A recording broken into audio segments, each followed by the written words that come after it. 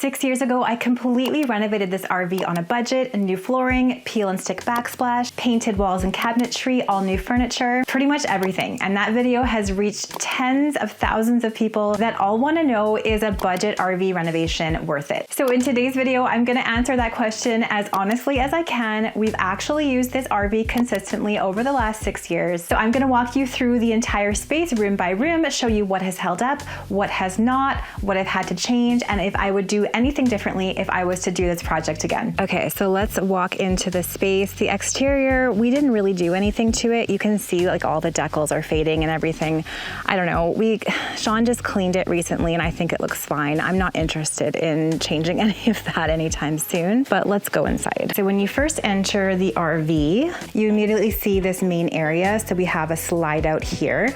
Let's talk about this flooring. Now we put this in, like I said, 6 years ago, and instead of peel and stick, which is what it was, I actually took some PL construction glue and glued every single piece down. And look at how nice it looks still. I think it still looks fantastic. I found a piece of trim from Home Depot and I put it on the edge there of the slide out. Still looks great. We don't have any issues with it wrecking any of the flooring when the slide out comes in. I did a full dedicated video on that, so I'll make sure to link it in the description box below so you can see exactly what I did. Originally, we had a round table here, and then we had the sofa bed here, and I swapped the sofa bed to the other side, and I replaced the round table with this gate leg table. And what I like about this is that we can keep it this square shape regularly, and then we can pull out this to make it bigger, and then we can just have somebody sitting on the couch here, and then we have a couple folding chairs that we can just take out and put around the table, and that's worked really well. I like that better than the round table. It's just a much better use of the space. This is just our paddleboard here, and we do put everything in the trailer, and we make sure like everything is relatively secure when we leave. This is bolted right to the floor, the table.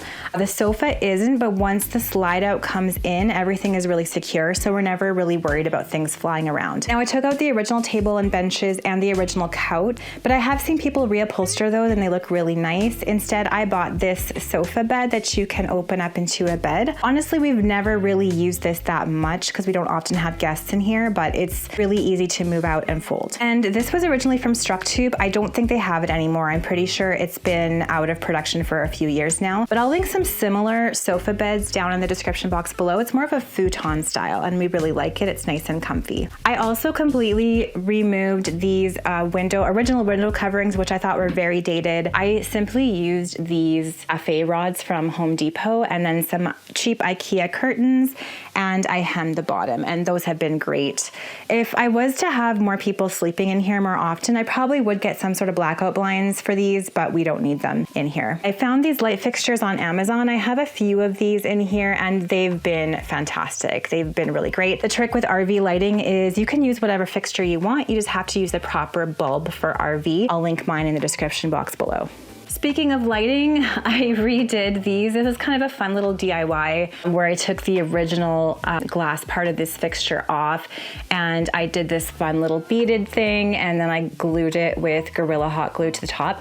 This one's held up for 6 years from hot glue, which I think is pretty amazing. This one just fell down last year. So if I was to do this again, I probably wouldn't use Gorilla Hot Glue. I'd use some other sort of adhesive that was a bit stronger to hold this up. So I'm gonna figure out what I'm gonna use here and get that fixed up before our next trip. If you turn around here from this main area, you see the coffee bar, and I actually turned the original entertainment unit into the coffee bar because, as you can see, there's very limited counter space in here, and I know we needed more, so I moved this down to counter height and I created like a coffee and drinks bar.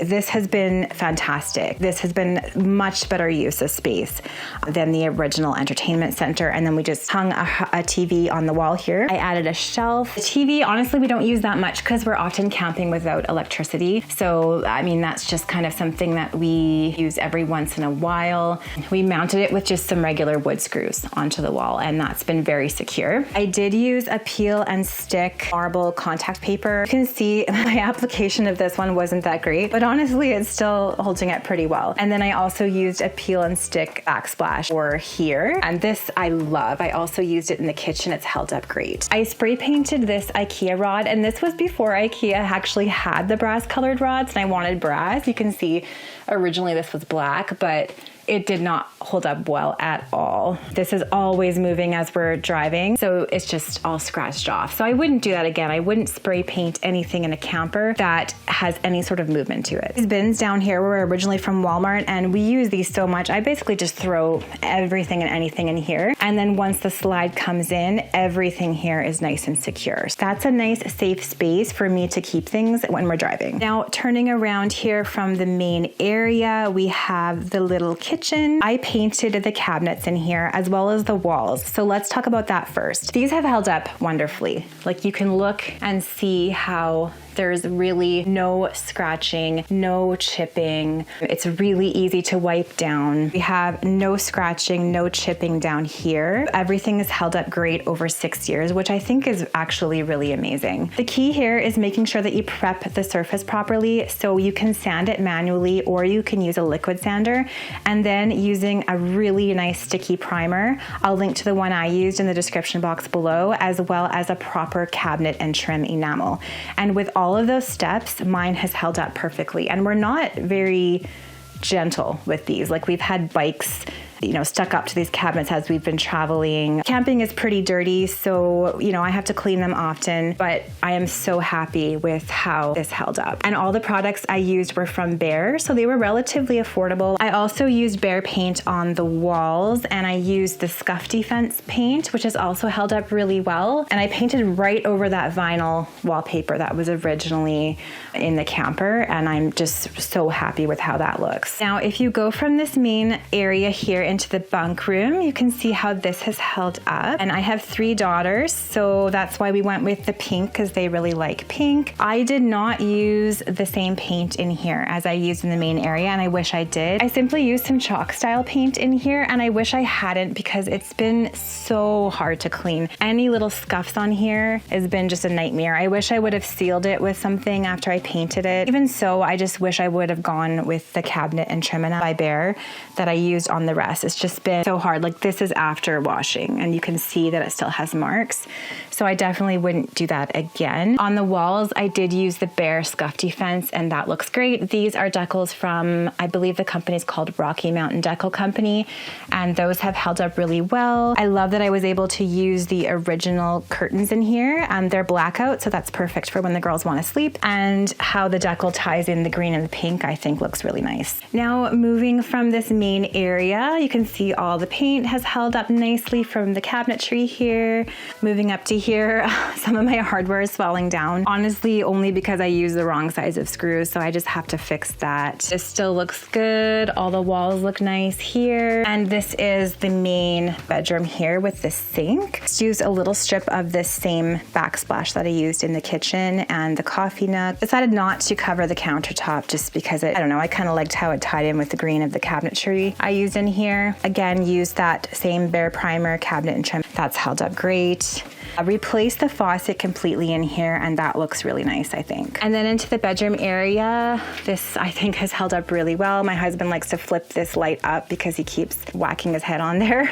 But those are those same Amazon light fixtures that I used in the main area, and I think this looks great. Same IKEA hack that I did in the main area, where I just took some IKEA curtains, chopped them, and then used the Home Depot curtain rod. Again, just using regular wood screws, nice short ones, to mount the curtain rod and all of the hooks in here, which we use a lot of. And yes, I use white bedding when I camp, and yeah, it gets dirty, but so does dark bedding. I mean, dark bedding and light bedding are gonna get dirty the same. That's one thing that people always comment on, like, why do you have so much white in your camper? Doesn't your trailer get dirty the same amount, no matter if you use white or if you use dark? I just clean it like everybody else does at the end. So coming around here from the main bedroom, we have this tiny little bathroom, and this genuinely was a nightmare to renovate because it's just so tiny. The flooring in here was tricky, but that still looks nice.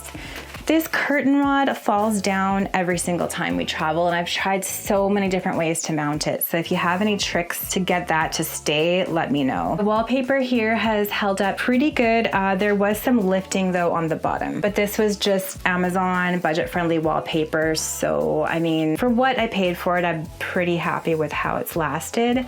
One trick when you are wallpapering an RV is to use some primer behind the wallpaper, let that cure for several days, and then do the wallpaper, and it seems to help it last a little bit longer. So we talked about the backsplash and the contact paper in the coffee bar area, but let me show you in the kitchen area how it's held up. It's held up great. I'm so happy about it. I did a video recently on peel and stick, and this is one of my favorite peel and stick products. You can see how the caulking here on the edge has lifted a little bit, and that is really easy to redo. So I'll probably just peel that up one day and just recaulk that. Love that the backsplash here too has held up really well.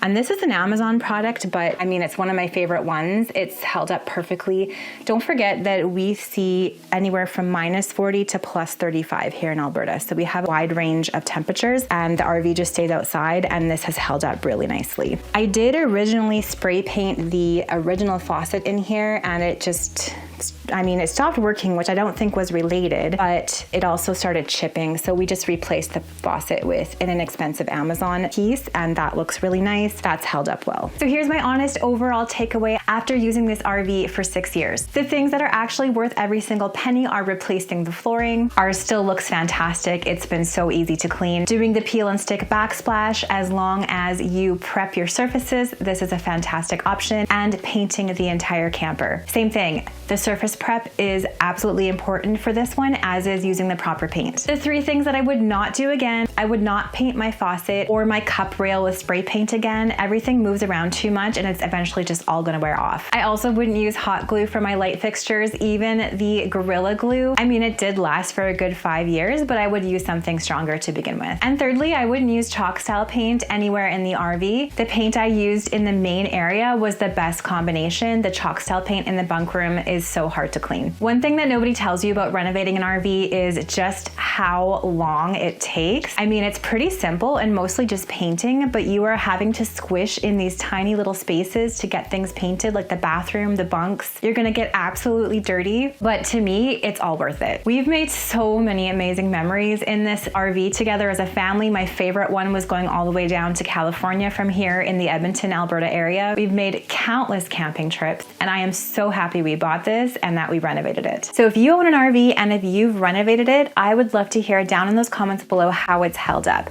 Would you have done anything differently in your own makeover? And if you're considering or just starting an RV renovation, make sure to watch my makeover video from start to finish. I'll leave it down in that description box below, and I'll also leave it right here for you to watch next, and you can see exactly what I did from start to finish. Thanks so much for watching this video, and I'll see you in the next one.